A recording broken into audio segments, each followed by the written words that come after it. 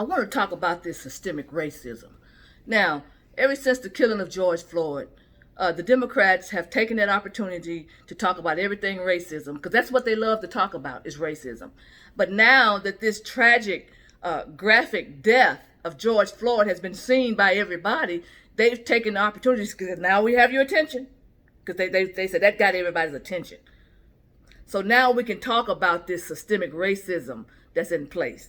Now, one thing about it is the reason they can talk about it 24/7 is because now they can attach everything racism, to George Floyd.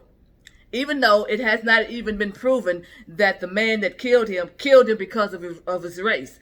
Okay, George Floyd and that Chavez man worked together at a club, so they knew each other. But yet still, they've already assumed, even in foreign countries, in Europe and everywhere else, that he was killed because he was black, because Chavez is white and George Floyd is black. So it's automatic.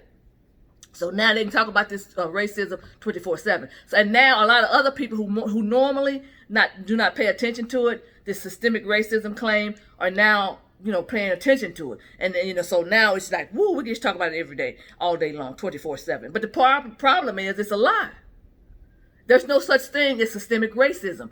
There was a system in place called for systemic racism, and that was the Jim Crow laws. That was a system in place that targeted black people, because what they're claiming today, that there is a system in place by the government, by the U.S. government, that's targeting and discriminating against black people.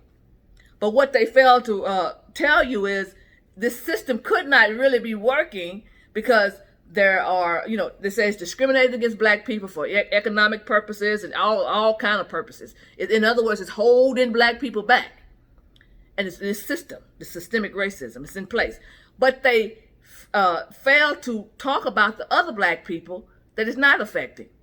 Okay, so we have poor black people, and then you have really wealthy black people, and you have middle-class black people. We got all these different groups of black people, just like in any other race. There's sections, different demographics that have, when you say demographics, you can also do income, economics. That's a demographic. So you had all these different groups within a race: poor, middle class, working class, upper middle class, and the really wealthy.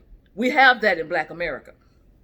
But in order for this systemic racism to work, you have to ignore that and just focus on the poor to make it work. And a lot of people have done that. Even successful black people have ignored their own success and chimed in. Now, some of them are doing it on purpose because, they are race baiters and whatever, and overseers and all that. But I mean just some ordinary working class or middle class and upper middle class black people who normally don't, get involved and think that way.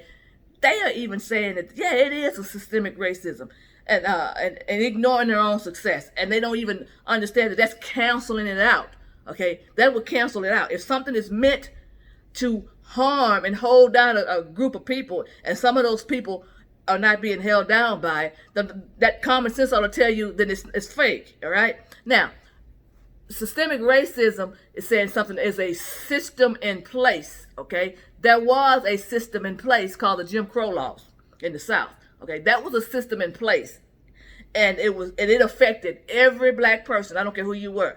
You were affected by it. It didn't matter, because there was a lot of wealthy black people back then as well. There are people that own businesses, all kinds, but you were still affected by that system in place. In other words, you were still discriminated against and had to abide by the laws in place.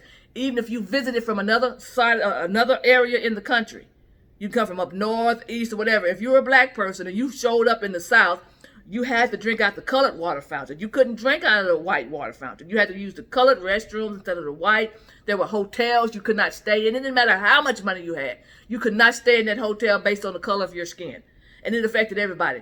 A prime example of that is entertainers that came to the South to perform. They would perform in packed houses. The whole audience could be all white people. They would have to come through the back door. They couldn't even come through the front door of the establishment. After they performed, they had to go back to out the back door, and they had to go find a hotel where only colored people could stay. They couldn't stay in the white hotels. So that system affected every black person. It discriminated against every black person. Okay, so the 1964 Civil Rights Act did away with that system. Okay. So now they're claiming that there's still some kind of system in place by the government. But no one can answer this question. What is the name of the system? What is it? What is the law in place? Because we knew what the law in place was in the South. It was Jim Crow laws, and it was several things, that were inside that law that you had to do, that how it discriminated against black people. Now they can't tell you that. And they also can't tell you who was it that put it in place, because laws are put on the books by somebody. We call the people in Congress lawmen. They write bills, and they legislate bills. Okay, so if there's a system in place, what's the name of it, and who was it that put it in place? Crickets. The reason you're going to have crickets because it's a lie. It's an invisible. It's some ghost did it. Some ghost put this invisible law on the books that nobody knows what's the name of the law, and it's affecting only a certain part of black people. Now, you can't even get people to give you an example, a current example of systemic racism. So somebody was interviewing Garcetti, the Los Angeles mayor. He was giving some kind of speech, and somebody asked him, "Can you give us an example of systemic racism?" And give us a definition of it, and then he began to add some examples. So he said it. He says a system in place by the government. He said that out of his mouth. I'm thinking, oh gosh. And then he said an example was there's a system in place to keep black people making no more than $17,000 a year or something like that. There's a system in place to keep black people unhealthy and in poor health. This is what this man says, a system in place. And I'm thinking, is this man crazy? Doesn't he know that there are a lot of healthy black people? That there are a lot of black people that make more than $17,000 a year? What about those people? But you see, you have to ignore those people. You can't bring them into the equation because, see, then that will, destroy my myth.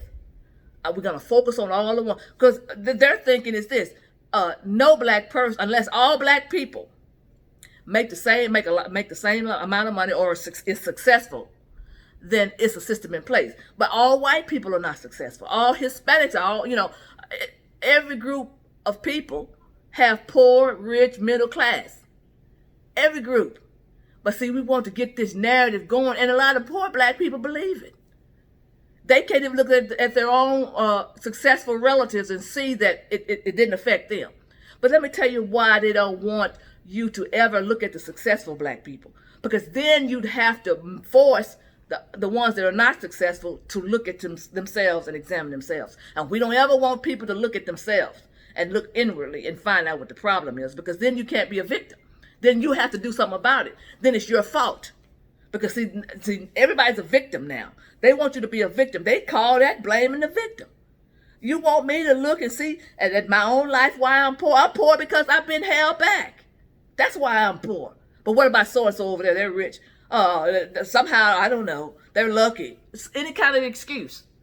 So, they've been had Oprah on television every night, even on my ID channel. It's Oprah. Because now, like I say, they've used this George Floyd thing, to have racism talks.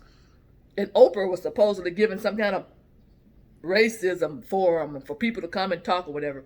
And of course, I didn't watch it, but somebody put a clip on Twitter. And I said, okay, I'm going to watch this clip.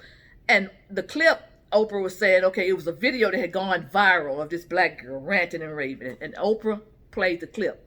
Now, so this black girl, and she's just hollering and whooping and hollering and emotional. That's the whole thing, full of emotion.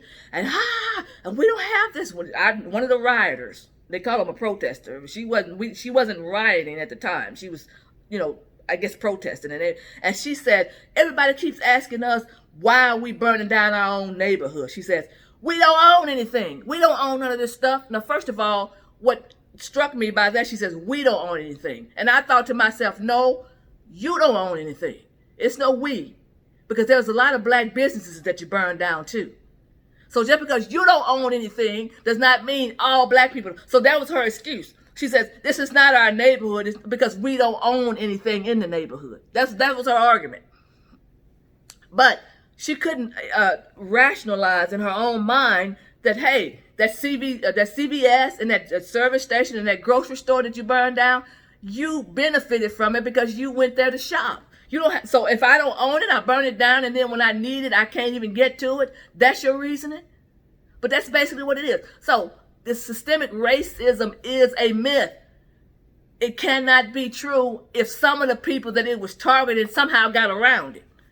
How can it be true then? So I am tired of hearing about systemic racism. So I was talking to a friend today, because a lot of people are starting to listen up now because of this George Floyd thing. And she's very successful herself. And she said, well, it is some systemic racism. And I said, how? I said, how did it not stop you, and how did it not stop me? And when I said that, she got really quiet, because I think she realized, wait a minute, that does make sense. Because that's the thing. People are not thinking things through. They're just, because there's so much anger and hatred going on now, that people are not even thinking. They're just saying, yeah, it must be true. She said, well, what about the school system? It's systemic racism. I said, but people not getting good education. I said, that has nothing to do with a system. I said, the poorer you are, and I've said this over and over again, if you can make it out of high school, you can get a full education free from the Pell Grant. If you're poor, everything is paid for. So there's still no excuse. But a lot of people don't know about that. And I understand a lot of poor people don't know. But the people that's spewing all these lies, they know. But they'll never tell these poor people how, the opportunities that they have. Because there are tons of opportunities. But a lot of black people are saying, we don't have any opportunities. And the reason that some of them don't know about it, nobody will tell them. But the people that's the rich black people on CNN and MSNBC every night, they know that there's opportunities for black people. How did they get their positions? Nobody ever asked them, how did you get yours? So a lot of people are buying into this that normally will not, because of the emotion involved in it. And these people are taking advantage. These race baiters, they're taking advantage of this raw emotions out here now. They're taking advantage of it. But I'm tired of hearing about systemic racism, because it's a lie. There is no system in place. Like I say, if there's a system, tell me what the name of the system is and who put it in place. But see, they'll never answer that. They want you to think it's an invisible system in place. And it has to be invisible. If no one voted on it, nobody wrote the law, it has to be invisible. So I just want to talk about that, because I'm tired of hearing about systemic racism. Nothing angers me more when somebody just tells a flat out lie about something that's not in place, and people start believing it and chiming in. People that have not done anything with their lives, refuse to examine their lives, blaming everybody else for their problems. And here it is, an excuse. They've given them an excuse and say, hey, it's systemic racism. That's it. That's right. It's a system in place holding me back. And if you say, well, how come it don't hold me back? Oh, they start foaming at the mouth then. I have family members that foam at the mouth when I bring up it didn't hold me back. It didn't hold me back. Then what's their excuse? It's name calling. That's the excuse. Name calling. Have a blessed day.